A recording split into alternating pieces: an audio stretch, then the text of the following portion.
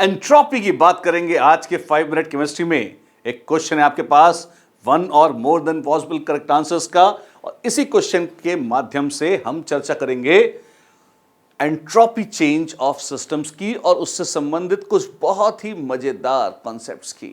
आइए देखिए, पहले क्वेश्चन देख लीजिए। Delta S system entropy change of a system is positive when, कब एंट्रोपी चेंज पॉजिटिव होगा?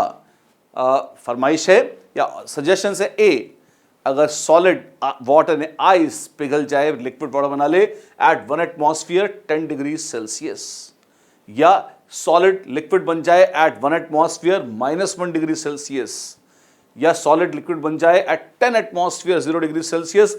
तीन केस में तो हम पानी को बर्फ से पिघलाकर पानी बनाने की कोशिश कर रहे हैं, और एक केस है जिसमें ग्रेफाइट से डायमंड, जी हां, काले कोयलों से हीरे बनाने की कोशिश कर रहे हैं हम। वही तो हम भी करते हैं, कोयलों से हीरा बना देते हैं आपको। लेकिन आइए देखिए, आपको बताना है कि इस प्रोसेस में किन किन प्रोसेसेस में entropy change of system positive है। सोच लीजिए, विचार कर लीजिए, दिलचस्प है। इसके बाद कंसेप्चुअली इसको डिस्कस करेंगे, और आज का क्वेश्चन जो हम पूछेंगे वो भी इस पर ही बेस्ड है। ऐसे ही 4 और ऑप्शंस होंगे एंड द डिस्कशन। वेल, कई बार बच्चे ऐसे मामलों में डेल्टा एस और डेल्टा जी में कंफ्यूज हो जाते हैं। वो चेक करने की कोशिश करते हैं कि रिएक्शन स्पॉन्टेनियस है या नहीं, और आप पाएंगे कॉमन सेंस से अगर आप देखेंगे 10 डिग्री सेल्सियस पर क्या ये पिघल जाएगा? ऑफ कोर्स पिघल जाएगा, बर्फ तो पिघल ही जाती है 10 डिग्री सेल्सियस 1 एटमॉस्फेयर पर। तो ये रिएक्शन स्पॉन्टेनियस है, मतलब डेल्टा जी नेगेटिव है इसका, विच इज फाइन। पर इसमें एंट्रोपी बढ़ रही है, कम हो रही है? वेल, यहां पर आप देखेंगे सॉलिड से लिक्विड कभी बनेगा, बर्फ पिघल रही है।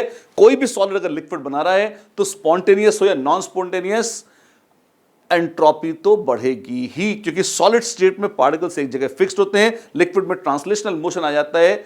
इनवेरिएबली ऐसा होता ही नहीं कि और कुछ हो जाए, एंट्रोपी तो हमेशा बढ़नी है। वो यहां भी बढ़ेगी, यहां भी बढ़ेगी और यहां भी बढ़ेगी। अरे तो फिर ऐसी घटिया ऑप्शन देने की जरूरत क्या थी? घटिया उनके लिए हैं जो कुछ सोचते नहीं। अगर आप थोड़े से विचारशील और बुद्धिमान हैं तो ये बहुत कॉमन कंफ्यूजन जो हमेशा टॉप बैच में आता है और लोअर बैचेस में नहीं आता, क्योंकि अगेन वो ध्यान नहीं देते कई बार, है ना। वो ये कि डेल्टा जी नेगेटिव है अगर आपके पास। वो देखते हैं कि भाई सॉलिड से लिक्विड बना, ठीक है, ये तो होना चाहिए अपने आप।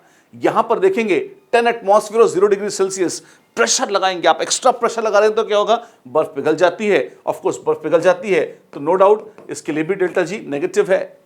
यहां पर बड़ा उल्टा पड़ता है, -1 डिग्री सेल्सियस पर क्या बर्फ अपने आप पिघलती है? नहीं, उल्टा रिएक्शन होना चाहिए। पानी से तो बर्फ जम जाती है, पर हमें दे रखा था अगर बर्फ पिघल जाए, हम ये नहीं कह रहे थे कि अपने आप होता है या नहीं। क्वेश्चन में है अगर बर्फ पिघल जाए -1 डिग्री सेल्सियस पर भी तो उसकी एंट्रोपी बढ़ेगी या कम होगी? और जवाब है जी, एंट्रोपी तो बढ़ ही जाएगी। हां, वो बात अलग है कि ये अनफेवरेबल रिएक्शन है और डेल्टा जी नेगेटिव नहीं, डेल्टा जी पॉजिटिव हो जाएगा। तो ये रिएक्शन अपने आप नहीं होगा, अपने आप -1 डिग्री सेल्सियस पर बर्फ पिघलेगी नहीं। यदि पिघला लें, thermo is a idea of assumptions, कि अगर जो लिखा है वो हो जाए तो क्या होगा? अगर ये हो गया तो क्या एंट्रोपी बढ़ेगी? एंट्रोपी तो बढ़ ही जाएगी, कोई बात नहीं है। राइट, तो last and the least, graphite and diamond. ये क्या करेंगे? अगर आप ग्रेफाइट से डायमंड बनाए हैं, एंट्रोपी बढ़ेगी। ग्रेफाइट में लेयर्स होती हैं, वो लेयर्स स्लिप कर सकती हैं एक दूसरे के ऊपर, फिर भी कुछ रैंडमनेस रहती है। डायमंड बिल्कुल मस्त पक्का 3 डायमेंशनल स्ट्रक्चर है। अगर 3 डायमेंशनल स्ट्रक्चर है तो उसमें क्या होगा? वो तो उसमें रैंडमनेस कम है, अरेंजमेंट बेहतर है, तो एंट्रोपी डायमंड में तो कम ही है। तो ज्यादा थी एंट्रोपी, कम हो गई, डेल्टा एस पॉजिटिव है। नहीं, इसमें डेल्टा एस नेगेटिव है।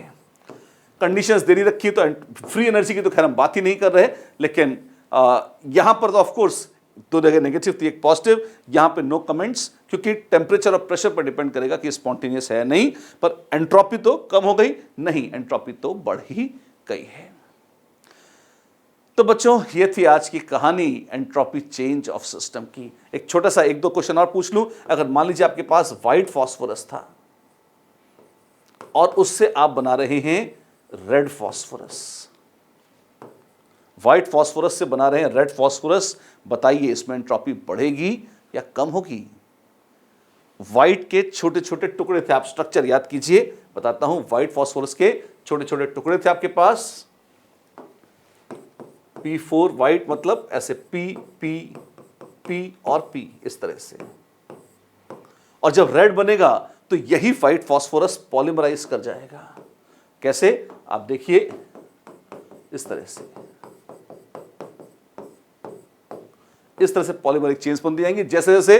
तो यानी कि रेड फास्फोरस पॉलीमर है, जी हां। तो अगर पॉलीमरिक है तो आपने तो यहां 4 लिख रखा है, वो तो खाली बैलेंस करने के लिए रखा है। लेकिन P लिखता हूं तो P अलग अलग एटम्स नहीं हैं, वो पॉलीमरिक फॉर्म में है।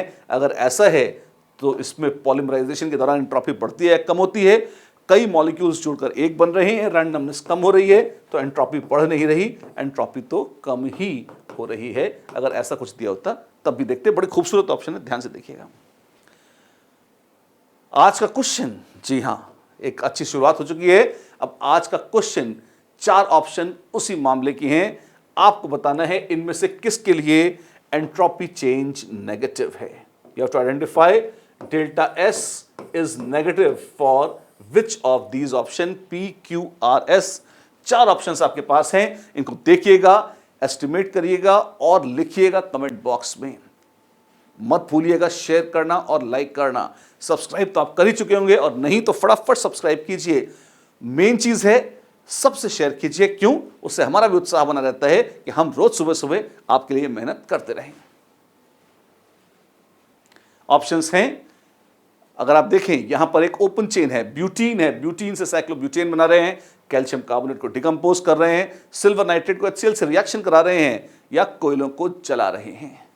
सोचते रहिए, आंसर लिखते रहिए, मुस्कुराते रहिए, पढ़ते रहिए और तैयारी करते रहिए। मिलेंगे कल, तब तक के लिए नमस्कार।